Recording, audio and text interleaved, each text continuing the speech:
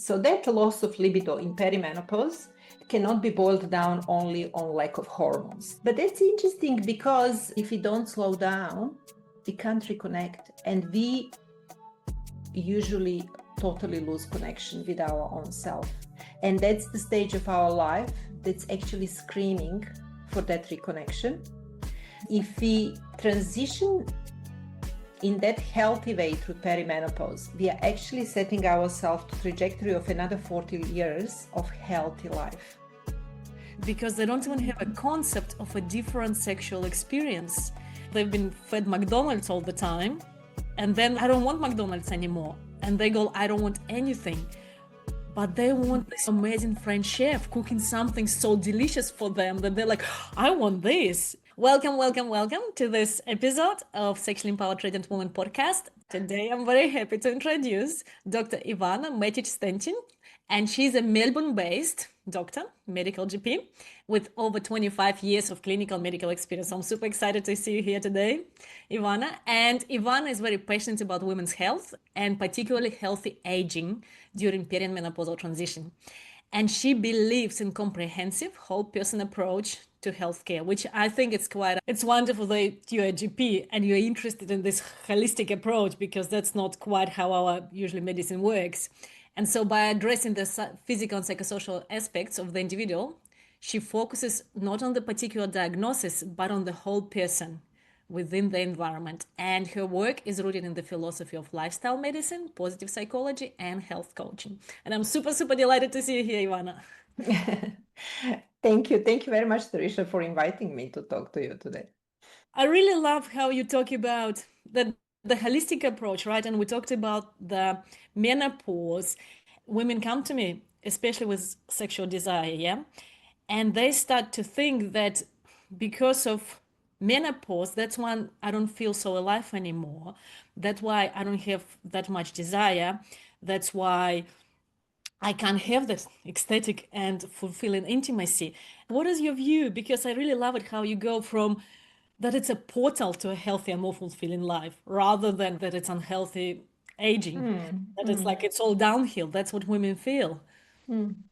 Yeah, that's interesting how in our Western society, the menopause for so long has been labeled as something shameful, unhealthy, almost a room before you go to die, that space before you actually disappear totally.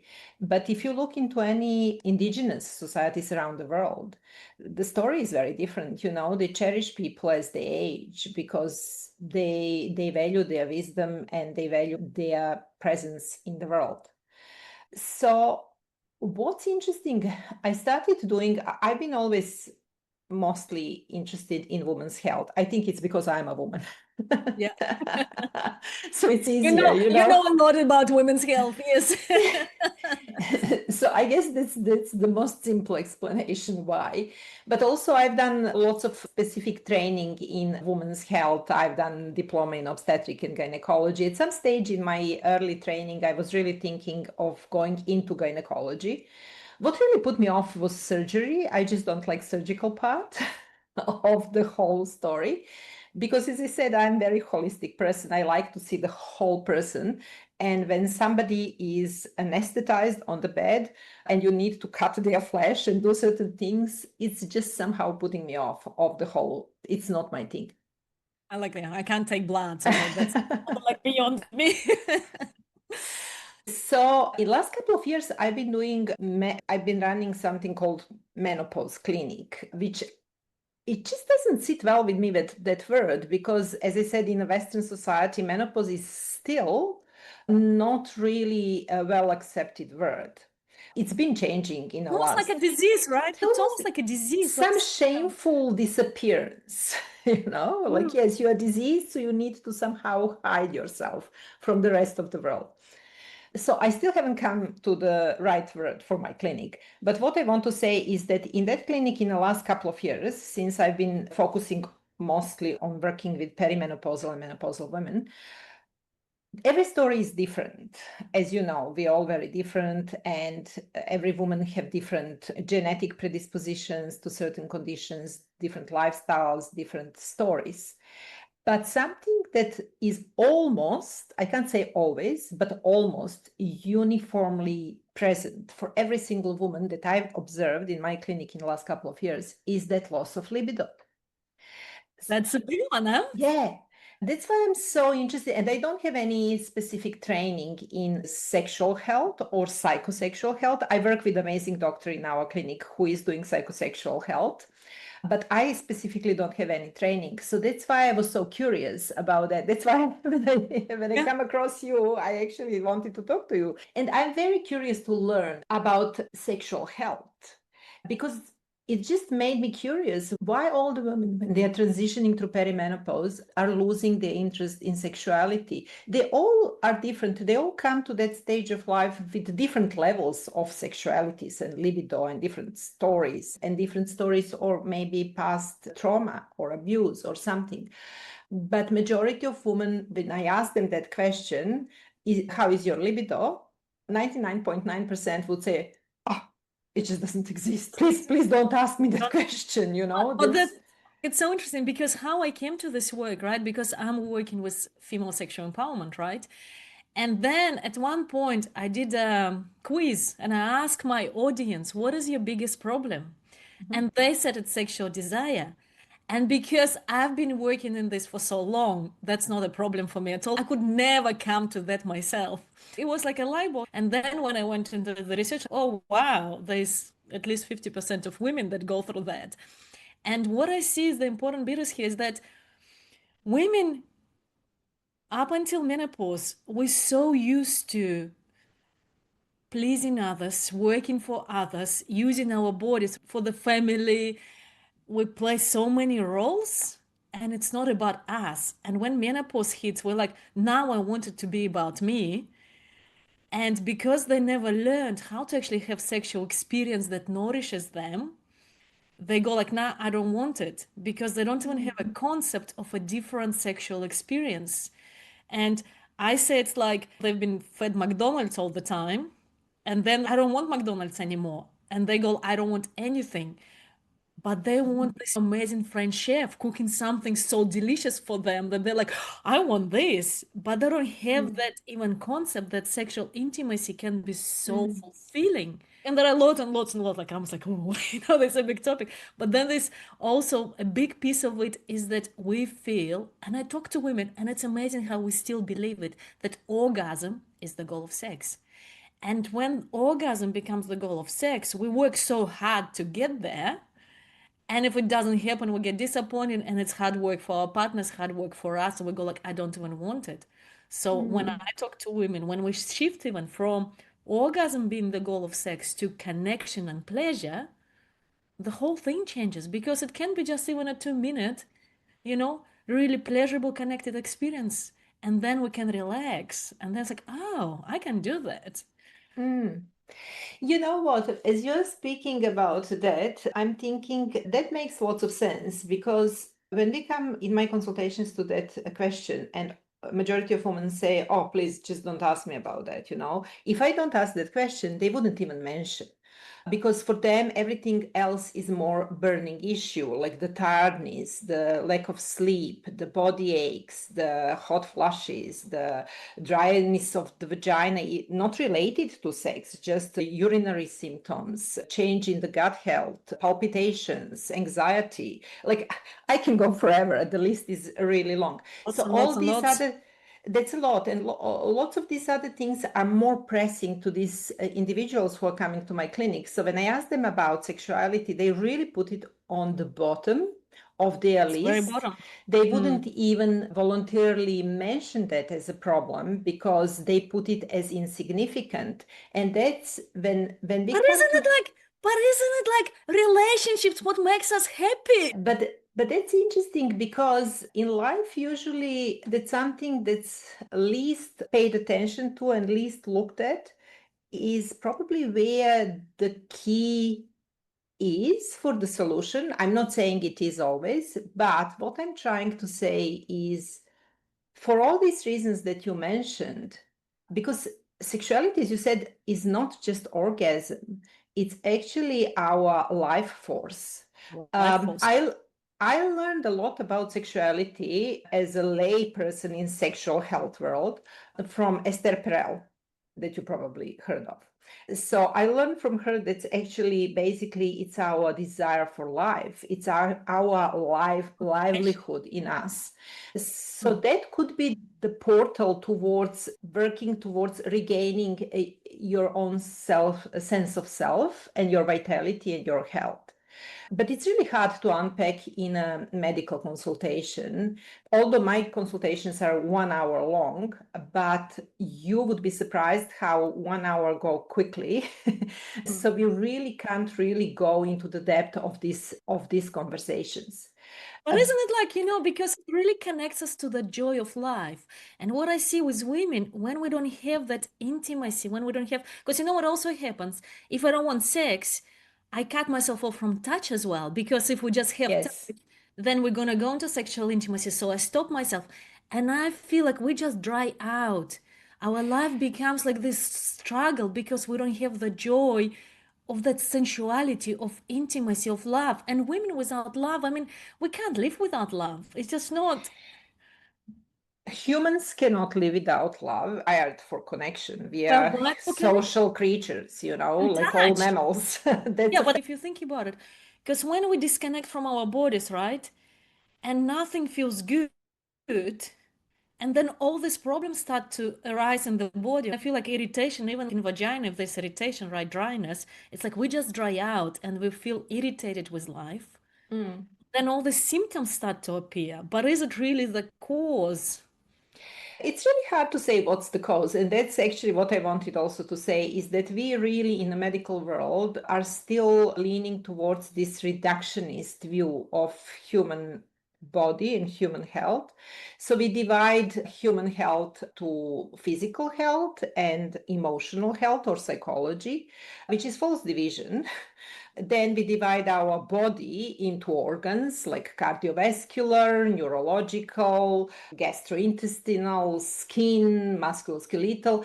And then we all go into our pigeonholes as health professionals and just deal with that part of the body. And that's just doesn't do any justice to health of any individual, particularly when we are going through transitions of life like puberty, pregnancy, perimenopause, because of the hormonal changes that are less predictable, that are by nature of our physiology differently happening and causing lots of changes on the level of the whole body and mind. This reductionistic model is really missing the whole story. We need to see the woman, let's say woman in perimenopause, because we are talking about that now, as a whole. Because usually women in their 40s and 50s are having a burnout of life. They are just completely exhausted. And it's more now than before because we don't have a village like we used to have to support each other. So women in 40s and 50s, mostly in 40s, are actually holding the whole world on their shoulders, or at least they have perception of holding the whole world on their shoulders. Their children, their aging parents, their careers, their health, their partner's health, their finances, everything. And in that sort of like a general burnout, they just start having a more prominent symptoms of that natural transition of perimenopause because their bodies and minds cannot endure what they used to endure in their 30s and 20s when they were still soldiering and holding all these tasks and juggling them and accumulating them in their 20s and 30s. So at the 40s and 50s, they're at the peak of wealth of everything they are holding. And But then, isn't it because of the lack of connection? Because that's where it comes. we don't have a village anymore. I'm missing support, but then we don't have that deep connection with our partners as well. And that feeling I'm doing life on my own and it's all up to me and there's no one to actually lean into. Absolutely. We actually don't have support of the community, of families anymore. And I'm not saying that's because anyone is wrongly doing anything in that particular situation. In the Western world, we are talking about Oh, it's loneliness not. being the major risk factor for health. At the moment, I think it's rated more riskier than smoking. Wow, So, seriously? yes, Seriously? Wow, yes. that's amazing. Yes, that's the situation at the moment. So that sort of loneliness is these women in their 40s, they don't feel that loneliness because they're holding everything. But then as they transition, when these people are leaving their nests, especially children, some of them can actually have this empty nest syndrome really profound. But that's another topic. What I wanted to say is because of loss of connection and loss of support, our partners become annoying to us because we see them as our only other person who can help me to carry this whole world on my shoulders, and they can never fulfill the expectation because Much, it huh? used to be the whole village before, and now we're expecting everything from that one person. So then we start I lots of really like it. That's what I really like. That's why we become irritated because I see women are so irritated with their partners. I really like that. That kind of makes sense because he never can fulfill it, huh? no, and then the last thing on your mind is actually to desire that touch from that person that you used to enjoy before, because now that person is not putting the rubbish bin out, is not feeding the children, is not doing the garden or dishes or whatever, you know. So then that's why I think women are just like, yes, I have no interest, and please don't even help me there because I don't want to be helped there. When they start sorting other issues, their health problems or health symptoms, then I think think they can start thinking about their libido and sexuality. But what I think is, yes, you need to honor the desire of the person sitting in front of you in the consultation room.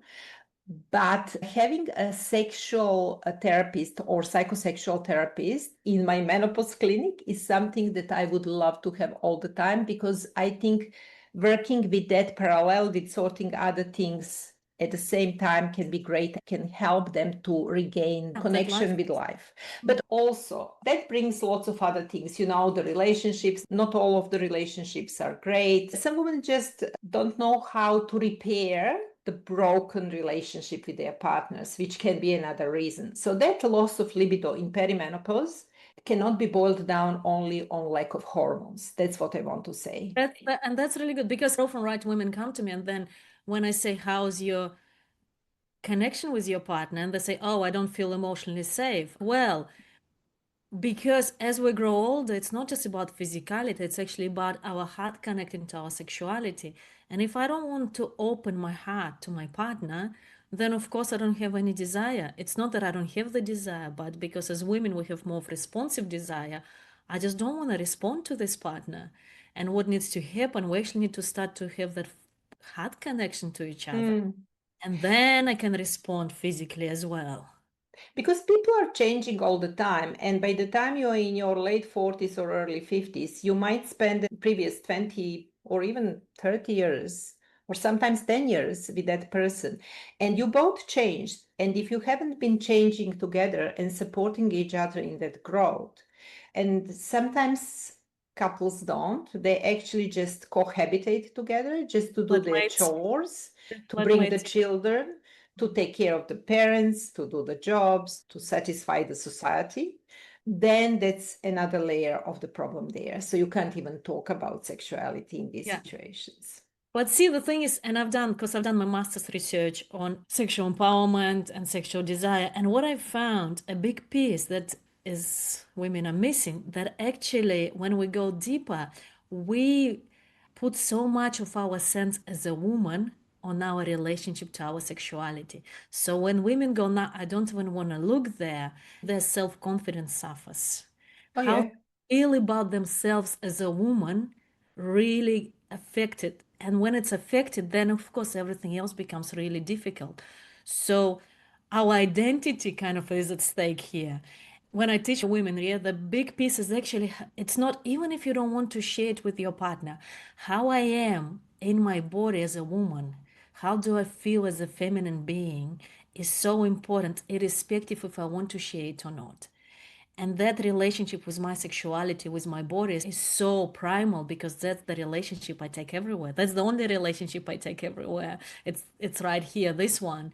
Yeah. Then when women start to feel like, oh, I can have this pleasure, I can feel that life force energy, I can respond to the beautiful flower, you know, when I walk on the beach, to the sand, I can really start to feel sensually alive. And I talk about it like that sensual aliveness. And then you can choose to bring the sexuality, but bring that sensual aliveness. And then I become an invitation for love and affection. Because often sexual intimacy what becomes a to-do list. But when I'm just here and I'm enjoying being in this body, and then my partner is actually, they start like, oh, there's something different that's happening. And it shifts the dynamic in the relationship. And also, if we start, there's a big piece that women say, it's like almost we expect ourselves to be in a perfect state for sexual intimacy. Like I have to be completely happy and relaxed to be in sexual intimacy. And I say, what if I can ask my partner to make love to my tiredness, to my sadness, to my anger? What if I don't need to change myself? I'm just my authentic self. And actually, being with my partner can help me to shift those energies and be very authentic. That I don't need to be in that happy state of this Wonder Woman. Yeah. And then one was like, wow, can he make love to my sadness? I was like, yeah, to my grief, to anything. It's all about connection. It's a big shift, isn't it? That question that you ask these women. What do they say? Are they surprised?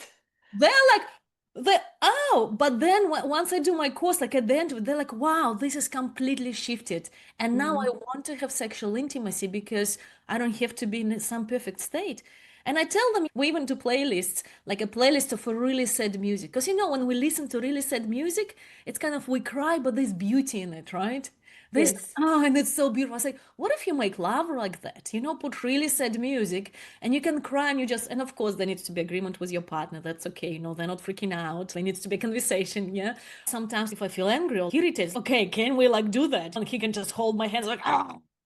And it feels so good because there's agreement and it just, I don't have to change myself. I don't need to be anyone else, but I can bring my fullness to that sexual experience.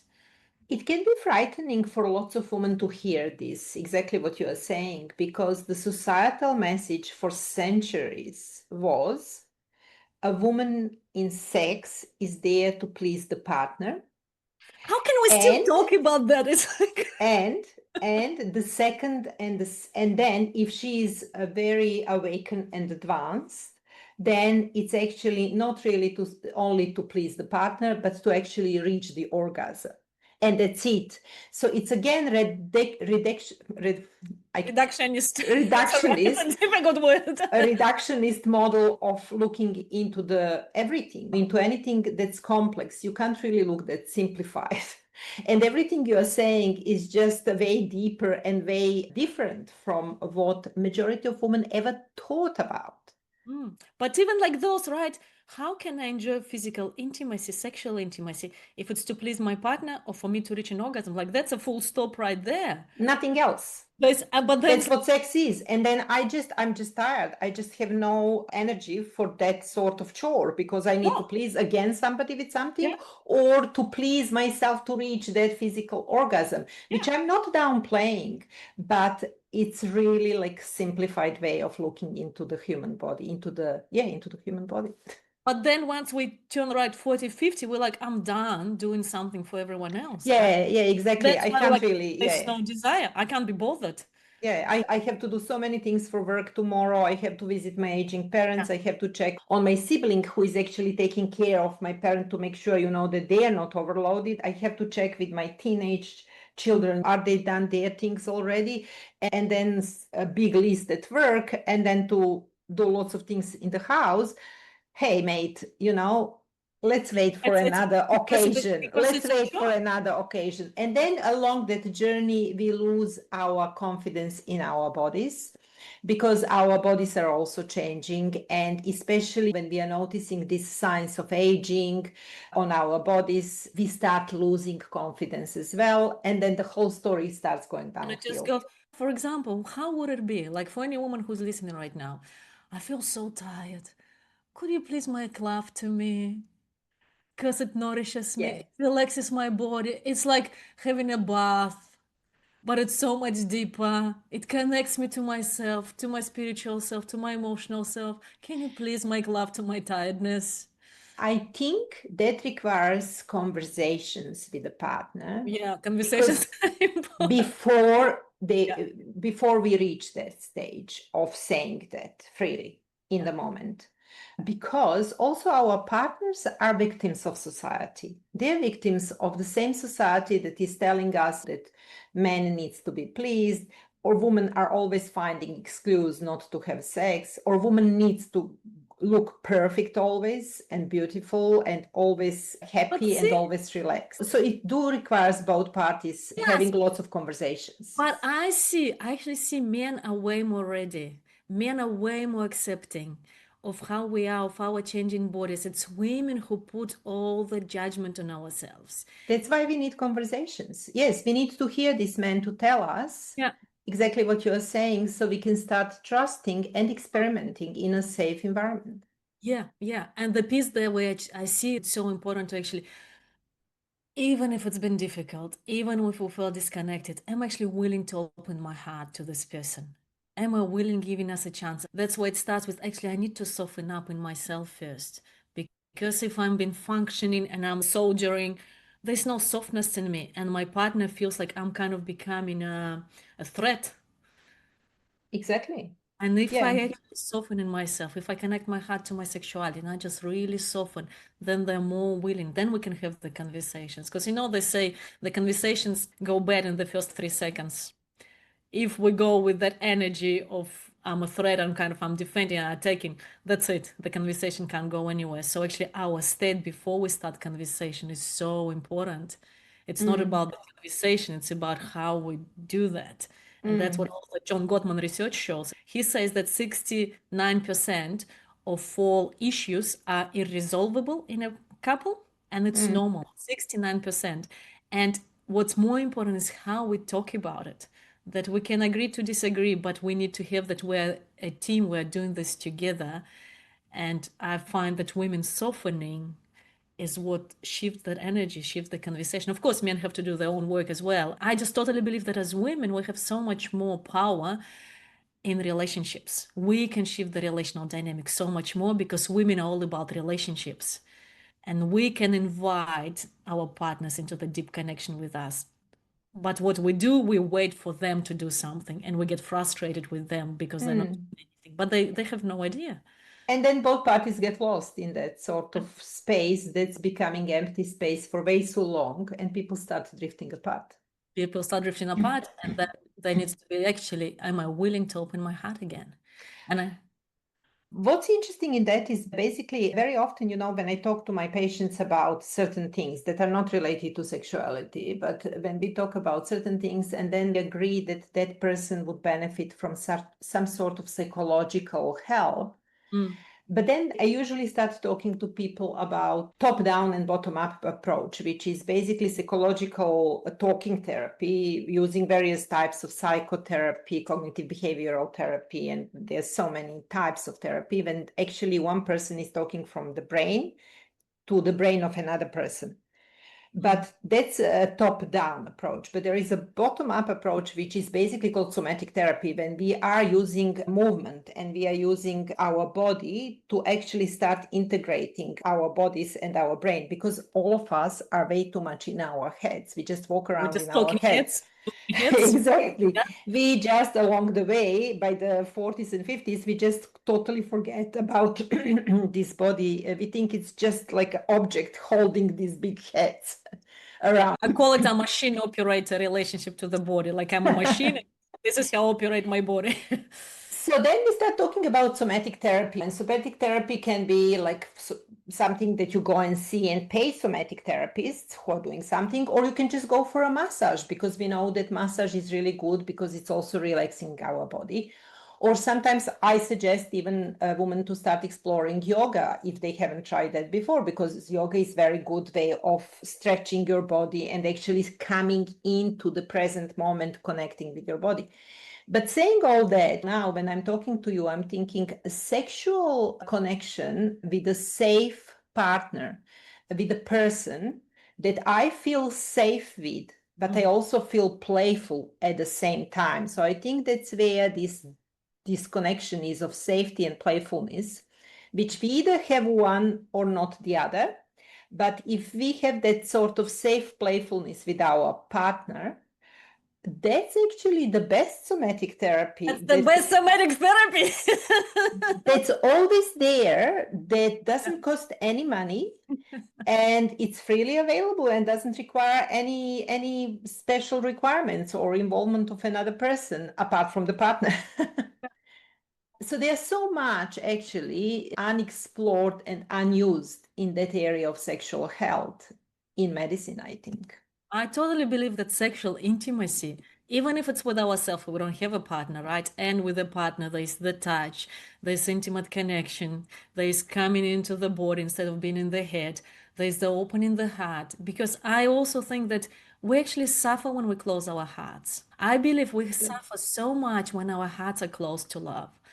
And when we open it up, it's like we can breathe. There's so much energy starts to go. And having that sexual intimacy is so important. And when women say, nah, I don't need it anymore, they're just losing so much. This is your whole, I don't know, the medicines are right there in that connection. Exactly. There is more research now actually discovering all these neurotransmitters and hormones and how they are produced everywhere in the body, not only in the organs that we originally thought they are produced, and how they're actually affecting every part of our body. So absolutely, heart is very important organ. It's not only pumping the blood. But I also wanted to say we cannot actually easily close our hearts. So if we do think that we are closing our heart towards a partner, then people go out there and look for some other person to fulfill these needs. And that's when all the adultery situations happens. Or some women actually decide to shut down, and then they become a shadow of the person, walking another 20, 30, 40 years, totally disconnected from their own hearts and bodies. As I'm saying this now, I'm thinking of so many of my older patients, like in their 70s or 80s, who are from that era when these conversations were not even possible to happen when they were in their 40s and 50s. Yeah. And how many of them are in the relationships that are really not safe and not playful. I must say that I also can think of my patients who are in their 80s and 90s, not many, there are few. I see them in my mind, I know them, who are actually in a safe and playful relationships. Makes a difference, huh? Yeah. To their health, to their general health Yeah. and well-being, yes. Well, because happy relationship, it improves our health so much. I was just talking to a client and we were talking about the benefits. Went through my course and she's 70 and she got so much out of actually coming back to herself. And she's like, I never felt so happy inside myself. And Absolutely, she doesn't it's never late. And she's like, it's never too late. No.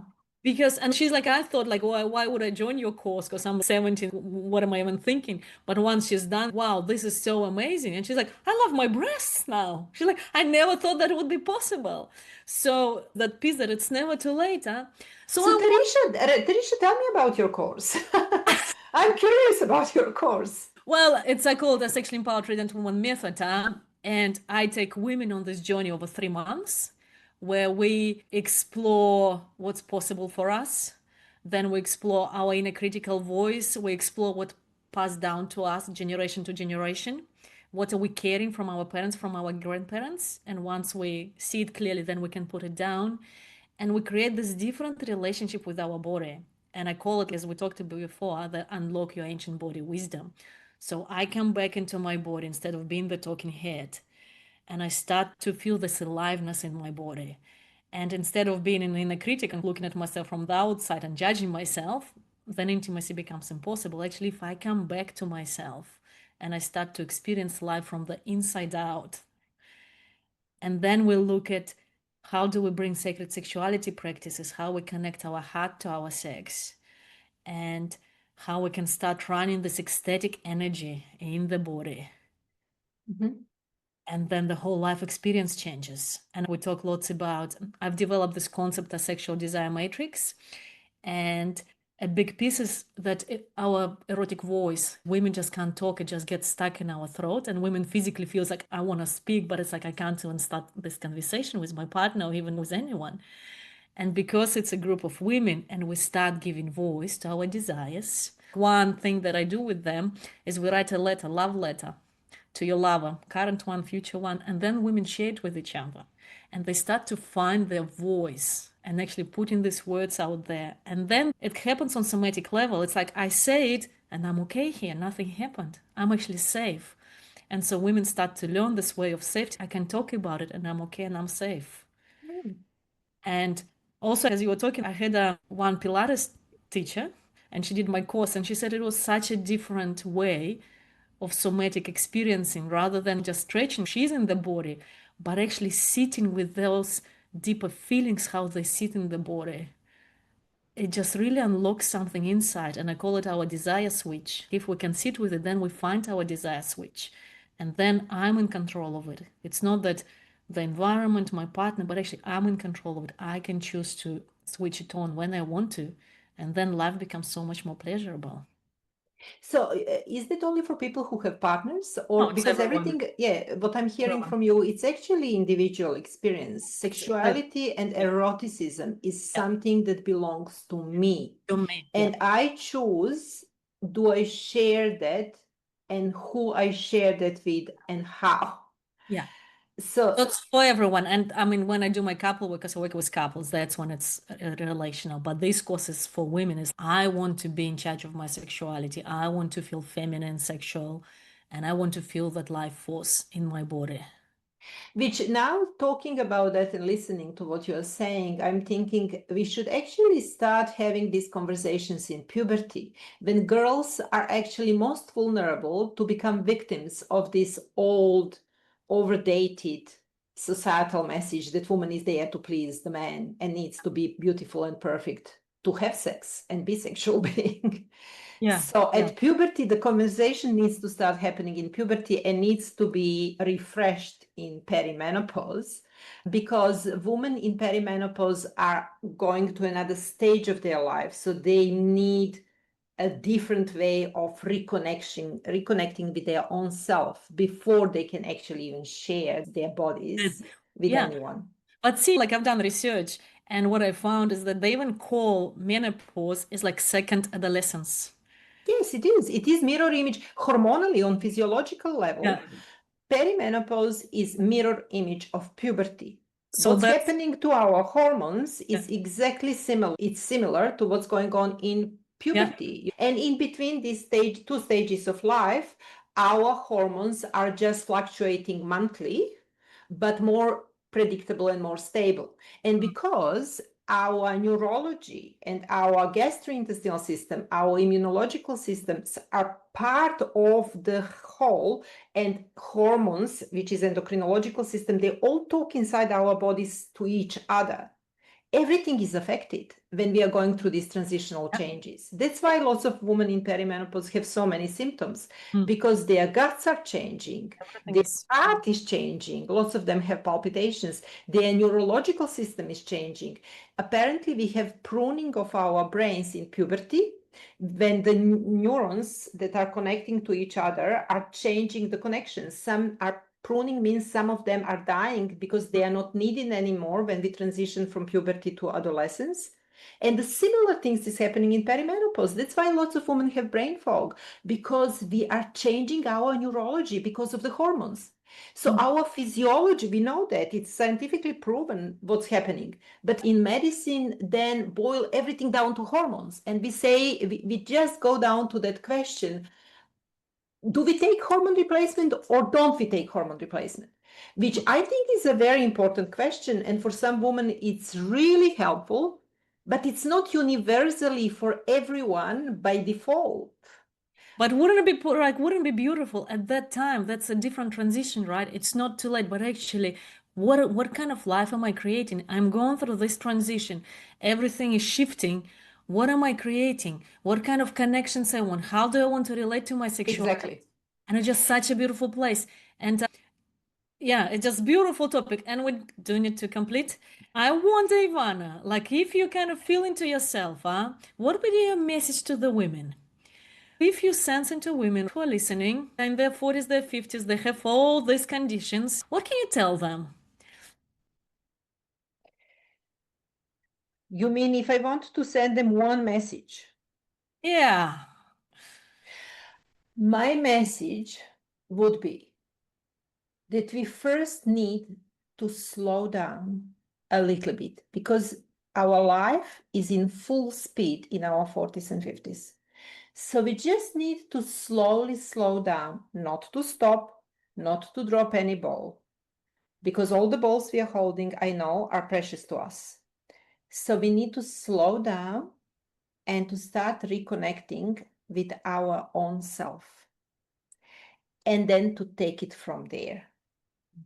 Because lots of women just don't know how to slow down. And if we don't slow down, we can't reconnect. And we usually totally lose connection with our own self.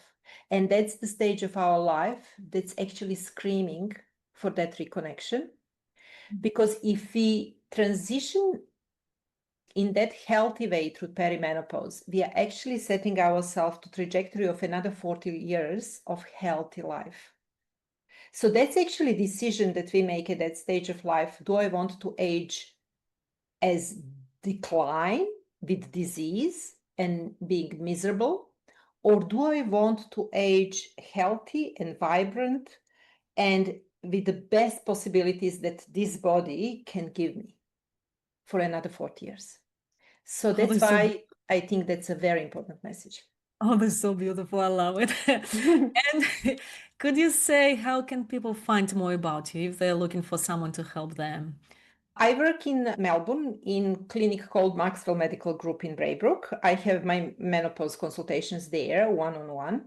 I also do a group course for women in that clinic. It's called Mastering Menopause. It's 6 weeks group course when we actually use a cognitive behavioral therapy model, CBT model, and help actually to deal with symptoms of insomnia, hot flashes, mood swings, all these common symptoms that are troubling women.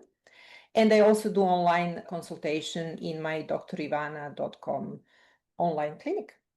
Beautiful. So I'll put the links there. And I feel like we could talk and talk and talk. Thank you so much for Of being. course. And for listeners, I'll see you next week. Bye. Thank you. Thank you.